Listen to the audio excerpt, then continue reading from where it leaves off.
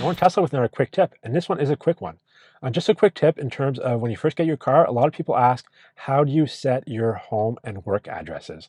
Now I'm going to show you, it's actually really easy. If you first get into your car, you'll see in the navigation area, just hit that. Now, if you haven't already done so, you will see the set home and set work.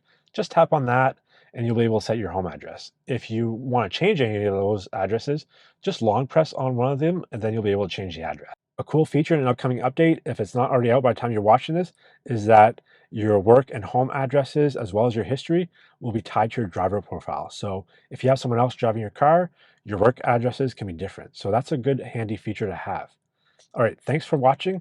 And if you like this video, give it a thumbs up. And also don't forget to subscribe and hit the notification bell so you don't miss a video of my awesome Tesla quick tips, as well as my other content.